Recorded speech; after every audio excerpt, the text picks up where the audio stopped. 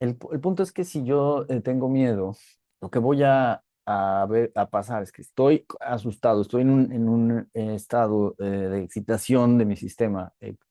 Digamos, mi cuerpo, mi cerebro, mi sistema completo entra en modo pelea o huida, en modo emergencia. Y después de ese momento de miedo, yo recibí, por ejemplo, como niño, un castigo o mi mamá o mi papá o quien estaba ahí se asustaron y llegaron. Hola y bienvenido a Psicología Espiritual. Yo soy Damián Orbañanos y aquí encontrarás respuestas a distintas preguntas que me hace mi audiencia en redes, así como investigación un poco más profunda sobre temas que surgen en la consulta. Si quieres tener la experiencia completa, ve a mi canal de YouTube y si quieres agendar sesión, ve a mi sitio web www.damian.mx. Tengo miedo al fracaso laboral y me paralizo. El miedo es una emoción como todas. Todas las emociones son algo natural y las vamos a vivir en distintos momentos de nuestra vida. Nuestro sistema humano eh, completo, desde la estructura, los sentidos, los órganos, el metabolismo, todos los sistemas fisiológicos, así como los sistemas cognitivos, los sentidos, la memoria, el razonamiento, el lenguaje y las emociones, la experiencia emocional y la mente, solo son algunos de las funciones de la conciencia. Cuando hablamos del ser humano, tenemos que verlo como un todo, como una totalidad, que está de alguna manera diferenciado por distintos procesos de diferenciación fisiológica, sensorial, lo que en distintas tradiciones orientales se le llama los, las áreas de la conciencia y lo que en sánscrito se conoce como antakarana. Antakarana se podría traducir algo así como los distintos aparatos o tecnologías de la conciencia, las distintas estructuras de la conciencia, así como tenemos un celular y una computadora y un reloj ¿no? Unos audífonos, que son nuestras herramientas de tecnología y comunicación. Así también la conciencia en un cuerpo humano se va a diferenciar utilizando las distintas herramientas, digamos, que forman un cuerpo. Lo que es interesantísimo es que el cerebro y el sistema humano en general y el sistema, no me gusta hablar del sistema nervioso porque no lo veo como algo que esté separado de todos los otros sistemas. En realidad, siento que es muy, pues, peligroso, de alguna manera reduccionista, decir mi sistema nervioso y no hablar de todos los otros sistemas, el sistema endocrino, el sistema metabólico, el sistema circulatorio, etcétera, etcétera, que todos están funcionando como una unidad. Entonces, cuando hablamos del sistema humano, lo que es interesantísimo para mí es que, aunque está diferenciado, por ejemplo, hay cinco sentidos externos, es al mismo tiempo una diferenciación, pero al mismo tiempo está unificado. Entonces, cuando hablamos de percepción o de conciencia o de emociones o de miedo, no podemos descartar nada de lo otro. Tenemos que hablar de una experiencia unificada de conciencia. Ahí tenemos un problema porque para ser una experiencia unificada, la visión tiene que ser no nada más del sistema en sí mismo, sino del entorno en el que se encuentra. Si pensamos en los seres humanos como sistemas abiertos, que estamos constantemente recibiendo información, recibiendo energía, recibiendo estímulos del exterior y adaptándonos a dichos estímulos, lo que estamos haciendo es un proceso de autorregulación, no solo interna, que está pasando todo el tiempo, le llamamos la homeostasis, sino hay un proceso de autorregulación con el mundo exterior. Y ese proceso de autorregulación es en su gran mayoría, es inconsciente, no nos damos cuenta, está sucediendo en el subconsciente. nuestro cerebro de alguna forma, nuestro sistema nervioso y nuestro sistema cognitivo y sensorial funciona como una especie de filtro o de embudo en donde percibimos solo una pequeña parte de todo lo que está sucediendo allá afuera. Esto lo podemos entender muy claramente cuando vemos el espectro de la luz y vemos que el sistema visual del humano solo puede percibir una pequeñísima rango de ese espectro. Hay animales que perciben otros rangos y, por ejemplo, con el oído también. Los humanos tenemos un rango auditivo normal. Hay humanos que pueden escuchar sonidos más graves, otros más agudos, pero, por ejemplo, un perro o otro mamífero tienen un rango auditivo mayor. Decimos, tienen mejor oído, mejor olfato, mejor vista, etcétera, etcétera. Entonces, hay una grandísima cantidad de información que está llegando a nosotros todo el tiempo y no la percibimos. Nuestra estructura emocional, nuestro proceso constante emocional está organizado con un patrón de organización que identificamos como yo. Es nuestra identidad. Y esa identidad ha sido formada a través de nuestra historia de vida, sobre todo los primeros años, los primeros 7, 8 o 9 años de vida, para aprender formas hasta ese momento desconocidas para lidiar con la realidad. Entonces, si yo como un niño o una niña, voy a hablar de mi caso, ¿no? Yo como niño pequeño, siento miedo por primera vez y es una experiencia de conciencia totalmente nueva que afecta mi cuerpo, mi sistema endocrino, mi sistema hormonal, porque empiezo a producir adrenalina como un reflejo, afecta mi conciencia, afecta mis sentidos, afecta mi experiencia en general. Pero algo que es muy, muy, muy, muy, muy importante es todo lo demás que está sucediendo en ese momento alrededor de mí. Y lo que es muy, muy, muy importante es lo que suceda inmediatamente después de un estímulo sensorial novedoso que tenga una carga significativa para el organismo. Esto se ha visto en experimentos científicos, en la psicología conductista o en el conductismo, en donde podemos asociar un estímulo con una respuesta, digamos, automática si presentamos los dos estímulos suficientes veces y con 2 o 3 veces es suficiente, ¿no? El famoso experimento de Pavlov, en donde los perros Pavlov era un científico ruso que estaba estudiando el cerebro de los perros y tenía unos perros pues en unas jaulas en un laboratorio y cuando les daba de comer, para abrir la puerta del laboratorio se prendía un foco adentro en el laboratorio. Lo que Pablo se dio cuenta es que cuando él les iba a dar de comer, se prendía el foco y los perros empezaban a salivar hambrientos cuando se prendía el foco. Y entonces después, no importa la hora del día, si prendían el foco, los perros salivaban automáticamente. Asociaron la hora de la comida con la luz esta que se prendía. Entonces nació la idea del condicionamiento, decir, puedo condicionar un comportamiento, incluso un comportamiento, un reflejo instintivo como el salivar, con otro estímulo que no tenga nada que ver, como en este caso encender un foco. Y de ahí nació toda la teoría del condicionamiento y gran parte de la psicología conductista que conocemos, la psicología conductual, digamos, que ahora es muy famoso el término psicoterapia cognitivo-conductual. De ahí es que viene. Y no solo de Pablo, también de otros, en fin. Pero el punto es que si yo tengo miedo, lo que voy a pasar es que estoy asustado, estoy en un estado de excitación de mi sistema.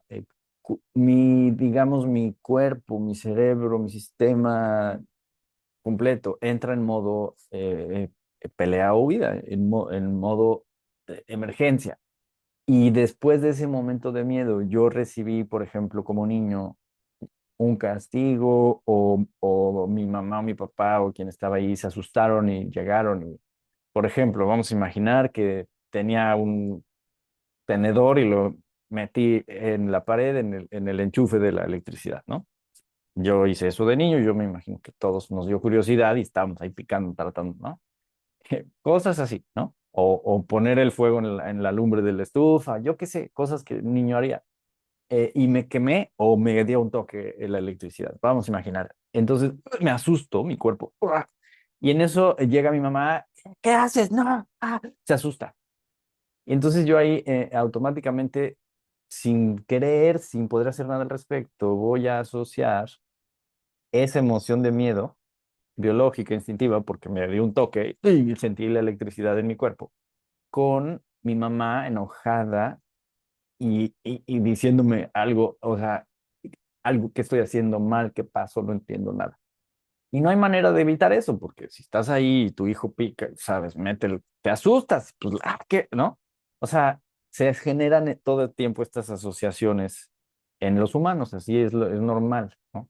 Eso es lo que nos hace estar socialmente neuróticos, tóxicos. Todos estamos traumados, los humanos, y hay un nivel de toxicidad, de trauma que es socialmente aceptado y eso le llamamos la normalidad, pero en realidad es un nivel de enfermedad mental, de enfermedad psicológica, de enfermedad emocional que es aceptado como la normalidad. ¿Podríamos mejorar? Absolutamente. Podríamos salir de ese nivel tóxico colectivamente, absolutamente. De eso se trata, eso es la idea de la evolución de la humanidad. ¿Lo hemos hecho a lo largo de la historia de la humanidad? No, no, para nada, nunca. Y entonces cada vez vamos de mal en peor como cultura humana, nos estamos autodestruyendo como consecuencia de eso. Pero volviendo al ejemplo del niño, si yo me asusté y recibí un estímulo de que mi mamá se enojó y pensé o sentí o creí con mi inocencia infantil que algo hice mal, ya quedó ahí la asociación que me está diciendo el miedo, sentir miedo está mal, estoy haciendo algo mal y va a haber una consecuencia profundísima porque si mi mamá se enoja yo como niño voy a sentir dolor emocional, voy a sentirme vulnerable, voy a sentir que no me ama, no entiendo qué está pasando y como soy niño dependo totalmente de mi mamá. No solo para que me dé emoción y me dé seguridad y me dé cariño, dependo de mi mamá para sobrevivir físicamente. Mi mamá me da de comer, me la lleva, me trae, me tapa, me destapa, me dice lo que, ¿entiendes? Entonces en la infancia la dependencia genera automáticamente un nivel de vulnerabilidad total. Los niños son vulnerables, los niños son, hay que proteger la vulnerabilidad y la inocencia en ese sentido. Entonces, no hay escapatoria, digamos, en este mundo de que nos vamos a convertir en adultos traumados si logramos sobrevivir la infancia. Es así. Entonces, cuando alguien me dice, tengo miedo al fracaso laboral y me paralizo, pues es que sí, eso es normal. Mi hipótesis sería preguntarte, ok, ¿qué te pasó en tu infancia? ¿Te dio miedo? ¿Tuviste experiencias que te dieron miedo, que te llevaron a creer que de alguna manera no era suficiente o habías hecho algo mal o era tu culpa o... Entonces lo que decimos es, tienes una asociación, hiciste tu cuerpo, tu sistema, tu psicología, tus emociones, tu cerebro emocional, tu experiencia bioneuroemocional, psicológica, de conciencia, ¿no? Tu aparataje, tu antacarana, hizo una asociación, decimos tu ego, tu identidad, de que tener miedo está mal. Entonces, claro, tener miedo al fracaso laboral es normal, porque somos seres que vivimos en un sistema económico basado en el éxito laboral, y si tengo éxito en mi vida y tengo dinero, y voy a tener seguridad, es normal. O sea, el miedo laboral no es algo raro. Todos tenemos en algún momento de nuestra vida o en momentos de nuestra vida o de semana o mes o año, miedo laboral, ¿sabes? Miedo al fracaso, es normal. O sea, si yo doy un paso, hay una parte de mi cuerpo que tiene miedo de caerse.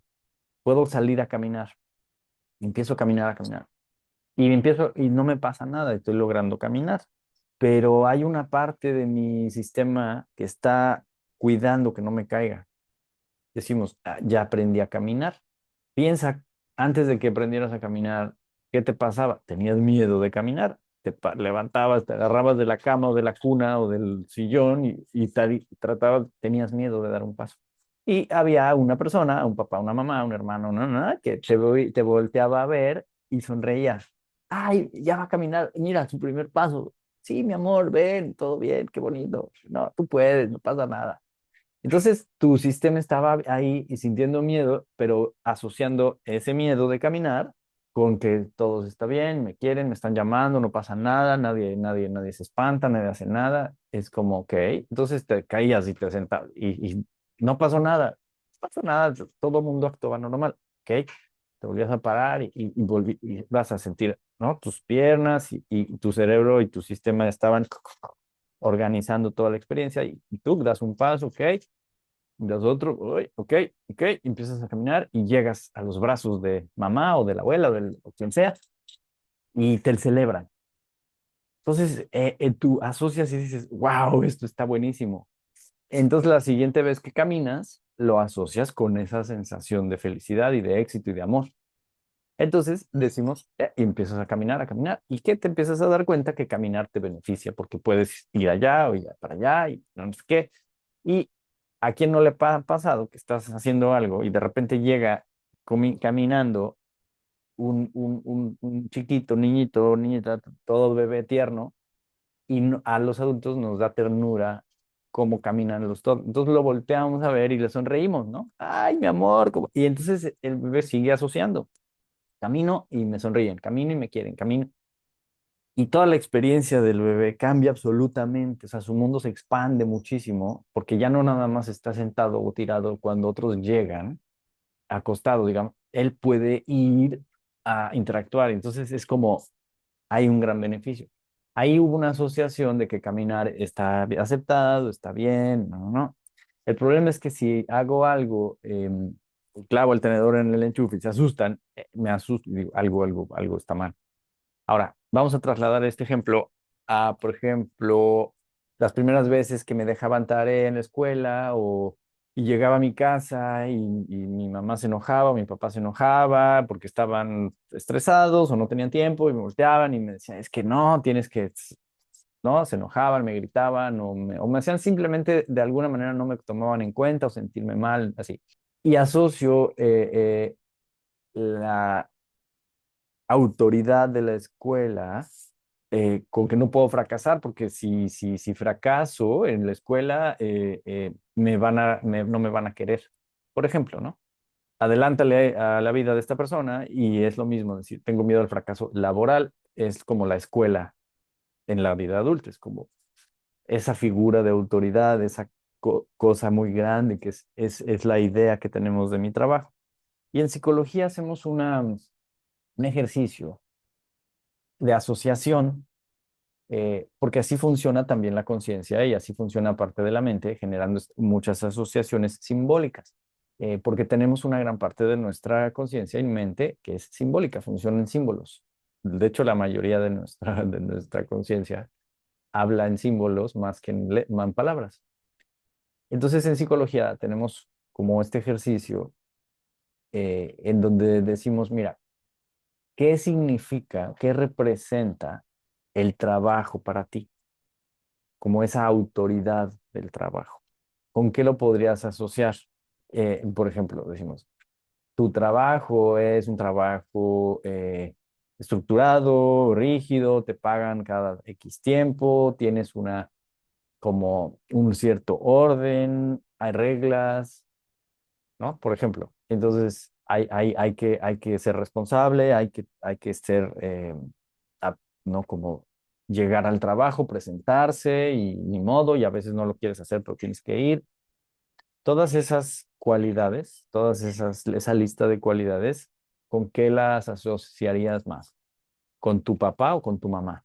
¿Con la parte masculina o la parte femenina? Si dividiéramos en masculino y femenino únicamente.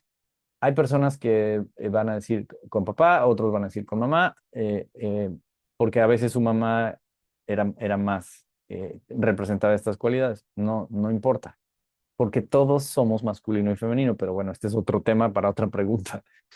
Entonces le preguntamos a esta persona, a ver, ¿tienes miedo al fracaso laboral? ¿Qué representa tu trabajo? Te da todas estas cualidades, ¿no? ¿Con quién lo asociarías más? ¿Con tu papá o con tu mamá? Decimos, y vamos a hipotéticamente suponer que nos dice, voy con mi papá. Entonces, en la psicoterapia lo que hacemos es decir, ok, entonces hay una asociación del trabajo con papá.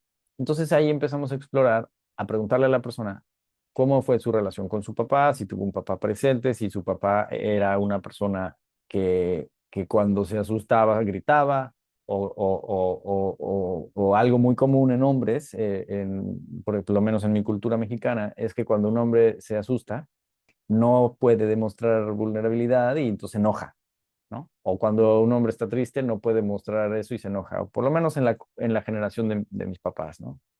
Y ahora ya es diferente, lo cual es bueno. Entonces, esta persona que me está haciendo la pregunta, asocia a su papá cuando se asustaba, se enojaba. Entonces, si ella hacía algo que hacía asustar a su papá, el papá se enojaba. Entonces, automáticamente entiendes por dónde va la asociación, ¿no? Fracaso. Claro, si tu hijo fracasa, no quieres que fracase y tratas, y a lo mejor te enojas y le hablas medio golpeado, no, es que, o ya de una manera muy drástica, ya medio tóxica, le podrías decir, es que eres un pendejo, ¿por qué haces esto? Tú no sabes nada, ¿no? Y entonces ya lo traumas más. Entonces decimos en terapia, ok, entiendo por qué a lo mejor podría haber ahí una asociación interna, inconsciente. El fracaso laboral implica que mi papá no me quiere. No tiene sentido racional.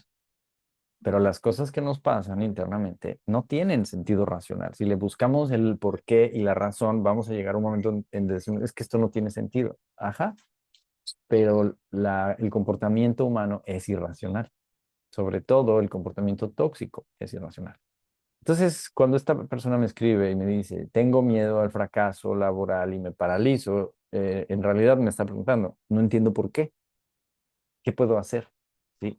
Racionalmente, lógicamente, no se puede solucionar. Es un problema que no tiene solución, porque no tiene lógica. Tenemos que ir al inconsciente, al simbolismo, a las asociaciones simbólicas y a la emocionalidad de la situación desde tu sistema completo. Entonces, si conecto con mi cuerpo, vamos a suponer que yo soy el paciente y digo, tengo miedo al fracaso y me paraliza el miedo, es demasiado miedo al fracaso. Decimos, como un adulto funcional, lo ideal es que el fracaso laboral sea una posibilidad en la vida de todos, porque lo es, y que me dé miedo es natural, pero no demasiado miedo que me paralice. Si me paraliza es demasiado miedo, no hay una correlación realista entre la cantidad de miedo. Y entonces decimos en terapia, ok, aquí hay algo. Aquí hay un miedo interno del pasado, un trauma inconsciente que se está manifestando ante el prospecto del fracaso laboral. Entonces, no es tanto el fracaso laboral el problema, es lo que el fracaso laboral representa con lo que la persona lo asocia, que hay que ir hacia atrás, hacia el pasado y sanar ese trauma. Ajá, ¿cómo se sana? Se tiene que revivir, se tiene que volver a experimentar cognitivamente, auditivamente, visualmente, imaginarlo, recordarlo, sentirlo, ajá, pero ya no nos acordamos del pasado. Nuestra mente no se acuerda, pero nuestra experiencia corporal sí, nuestra experiencia somática sí, nuestra memoria corporal sí se acuerda. Y de aquí es de donde nace esta corriente que hoy en día, los últimos años, 3, 4, le llaman terapia somática. que está de moda esto de la terapia somática y los ejercicios somáticos, que en realidad, hasta donde yo lo he podido ver, se queda muy, muy por encima de lo que la verdadera terapia corporal es, que es un proceso muy, muy, muy, muy profundo de sanación total. Es un camino, para mí, como yo lo aprendí de mi maestro, es un camino espiritual de liberación, no solo psicológica, sino espiritual.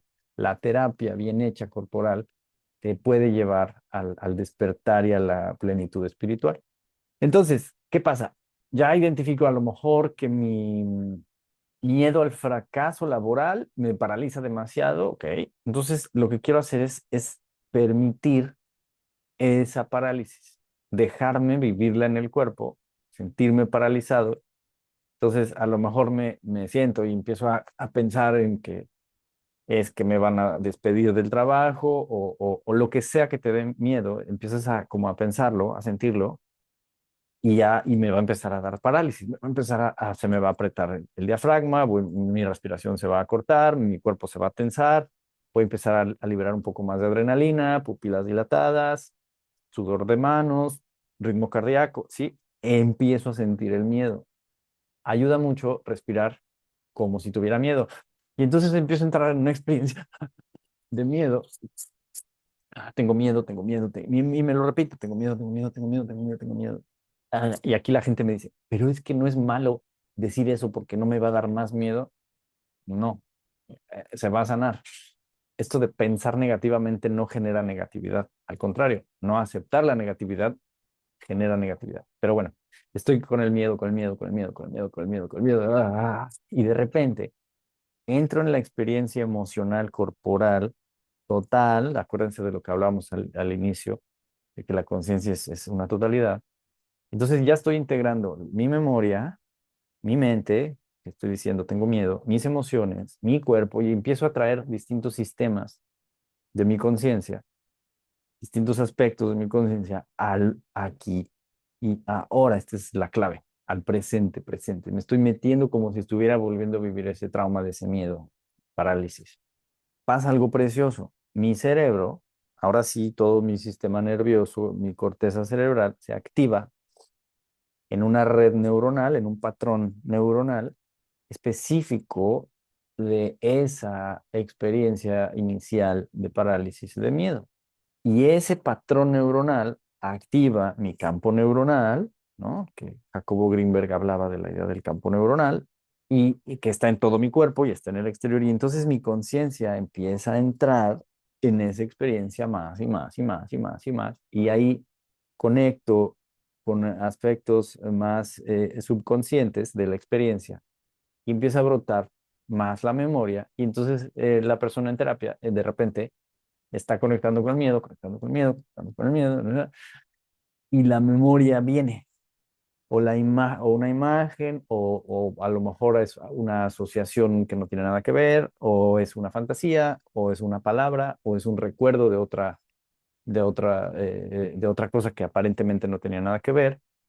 Esto es lo que llamamos generar una asociación libre, decimos, en psicoanálisis, de hecho es la técnica del psicoanálisis, ir generando asociaciones aparentemente random entre cosas, pero en el cuerpo podemos hacerlo de una manera mucho mejor para mi gusto, porque traemos distintos aspectos de la conciencia, estamos unificándola y lo que logramos es que el cerebro emocional, el cerebro sensorial, el cerebro, la mente emocional, la mente sensorial, la mente analítica, la mente corporal, la mente simbólica se unifican, se unifican, se unifican y llega un momento en que se abre la memoria. Es como si la estructura de la experiencia neuronal, energética, emocional, hormonal, etcétera, etcétera, generara como fuera la llave perfecta para abrir esa memoria y le das clic, doble clic y se despliega eso. Y entonces voy entrando a una serie de memorias más profundas y de emociones más profundas. Las emociones a las que básicamente siempre vamos a llegar, que son las anclas de los traumas, son terror u odio.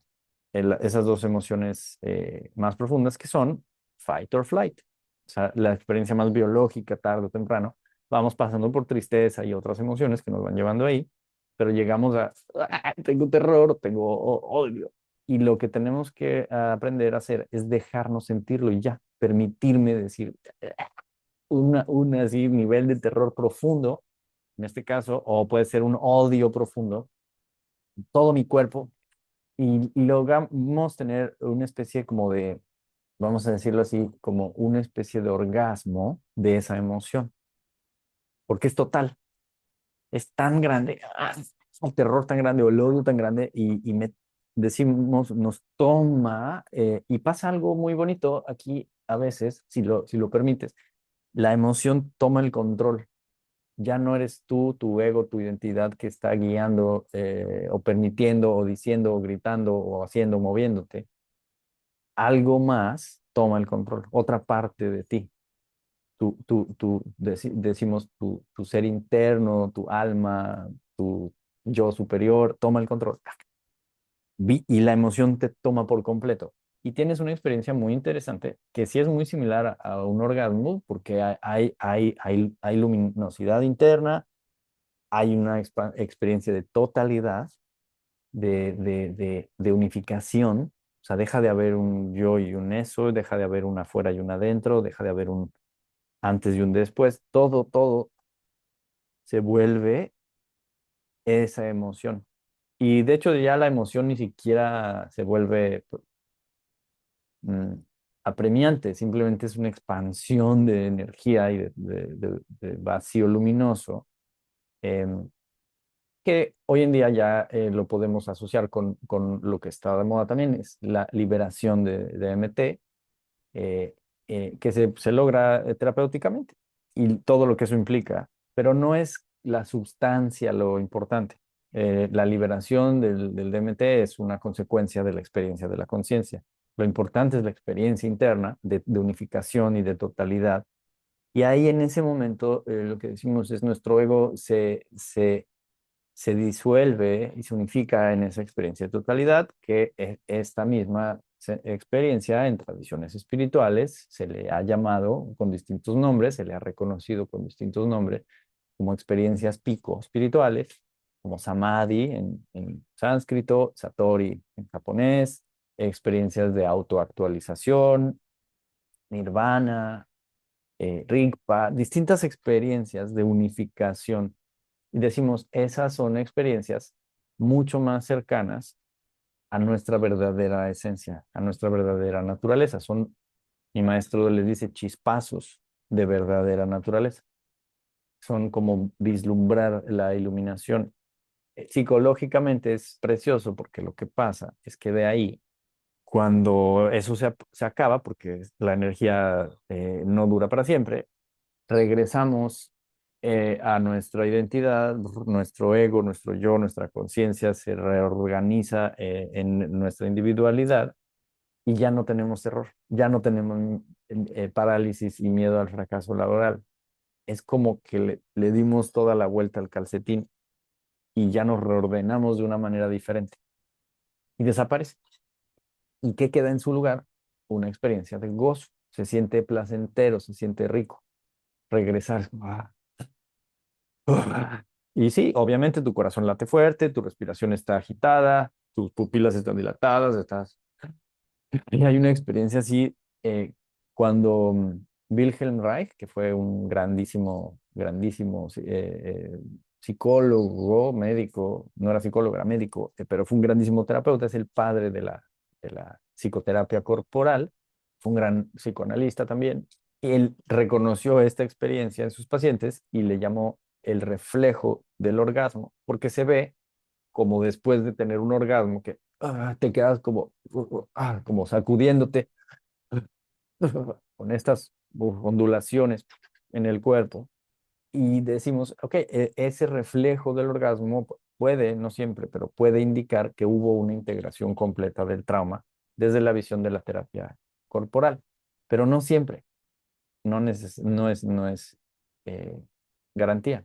Lo que es importante es tener la experiencia interna en la conciencia. Esa es la manera en la que podrías liberar realmente un trauma. es importante entender, no lo estás soltando, no estoy soltando, dejando ir sin haberlo sentido, eso es imposible, no se puede.